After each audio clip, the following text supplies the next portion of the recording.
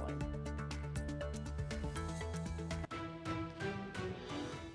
And viewers, let's move on to the top focus story, which is the U.S. peace plan for Ukraine and Russia war. U.S. Army Secretary Dan Driscoll have reportedly held talks with Russian officials in Abu Dhabi. These discussions are part of a new push by U.S. President Donald Trump's administration to end the ongoing war. However, the exact nature of these talks and information on members of the Russian delegation still remains unclear. Experts say that although Ukraine supports the essence of the peace deal framework, it still remains cautious about being strong-armed into accepting terms favorable to the Kremlin. The most sensitive issues of the peace plan are yet to be discussed between Ukrainian President Zelensky and President Donald Trump. As of now, Secretary Driscoll and his team is coordinating closely with the White House and is expected to meet Ukrainian officials soon in Abu Dhabi. In a related development, Russian Foreign Minister Sergei Lavrov chose to not address the question when asked about US-Russia talks in Abu Dhabi at a news conference in Moscow. But Lavrov still stressed that any revisions to the peace plan must align with understandings reached between Russian President and President Trump at the Alaska summit back in August. Lavrov's comments come after Ukraine's capital city Kyiv suffered heavy Russian strikes overnight. According to official reports, missiles and hundreds of drones killed at least 6 people, disrupting power and heating systems.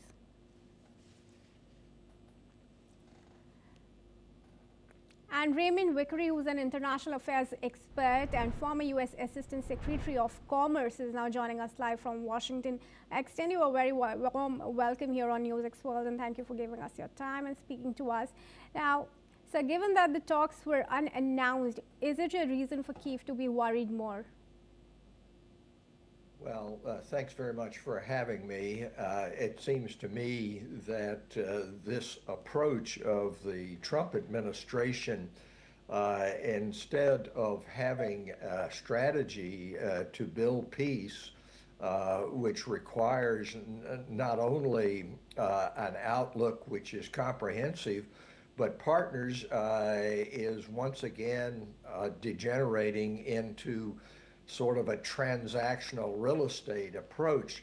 The move from having talks in Europe to Abu Dhabi is, to me, not helpful, because the coalition of the willing, which are moving forward to try to provide a long-term peace plan for Ukraine, is more sidelined the further you get away geographically from those nations which are most in support of Ukraine. That having been said, there is some hope that lurching from side to side will eventually produce the kind of strategy and coalition which can bring peace.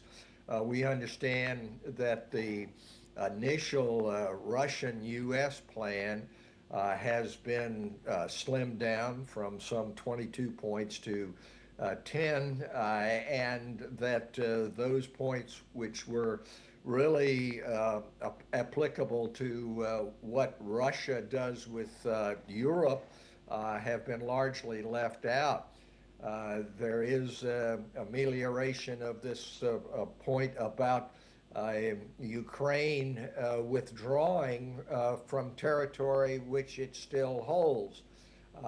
There has been some addition of points which were left out in the first, such as return of kidnapped children.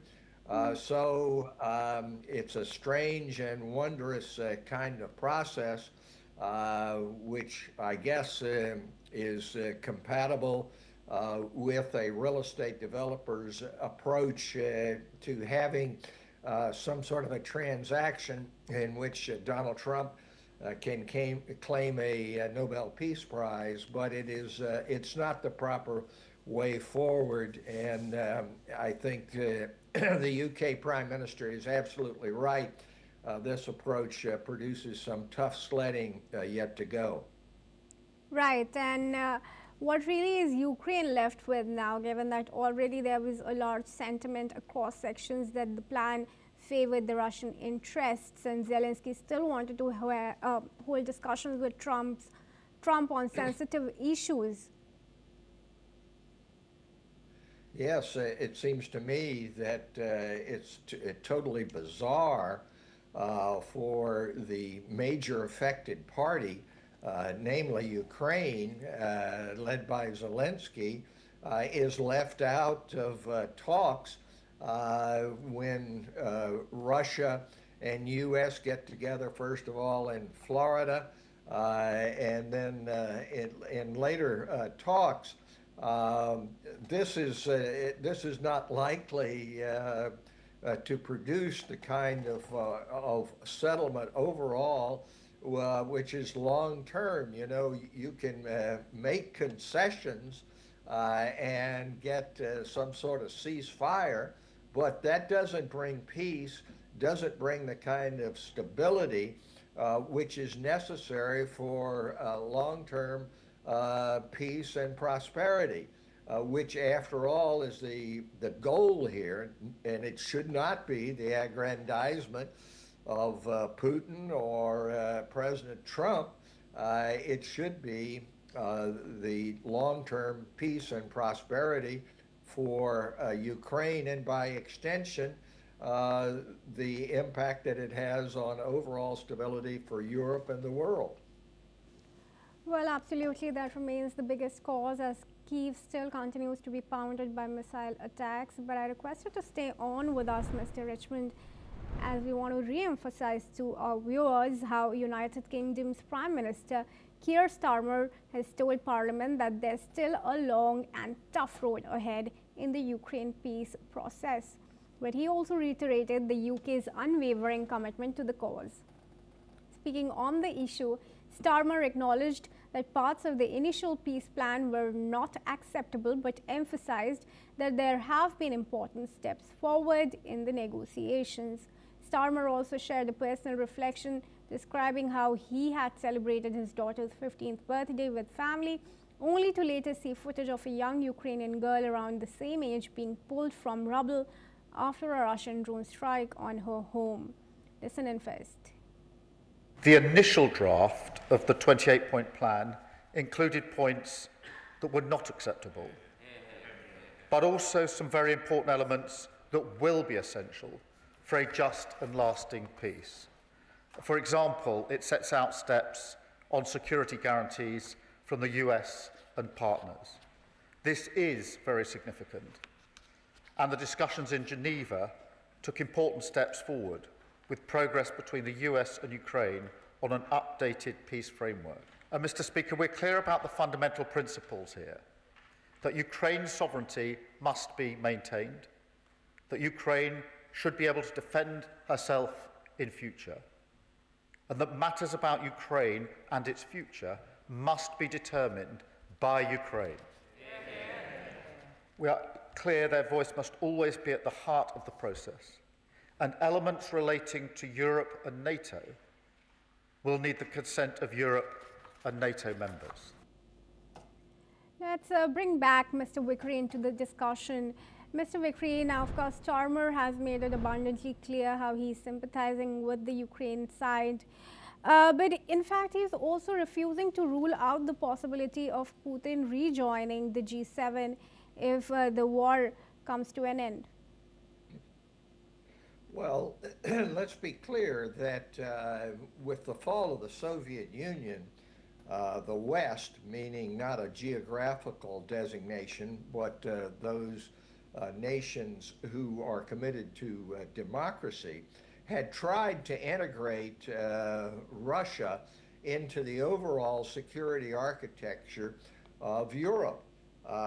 That was symbolized by the admission to the G7, which became the G8. And there were also talks for a role, really, of Russia in NATO. And those were going along well, and Putin changed the calculus completely. He changed it back to his predilection for a Russian empire which had become the Soviet Union, and which he regretted very much, called it the worst catastrophe in diplomatic history when the Soviet Union was dissolved.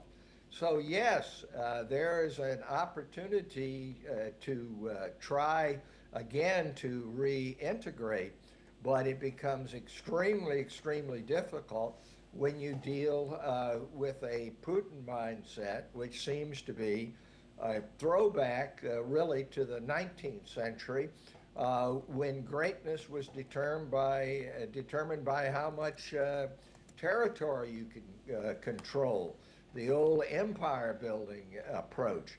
So yes, there are elements in Russia which in the 1990s and early 2000s were very hopeful for integration and a security architecture for Europe, which included Russia. And those talks can go forward, but it's very difficult to see how that can happen unless there is a complete change in terms of orientation of the present leader, namely Vladimir Putin. All right. Well, thank you for sharing that with us, Mr. Vickery, but I request you to stay on with us as we move on and tell you that US President Donald Trump is now planning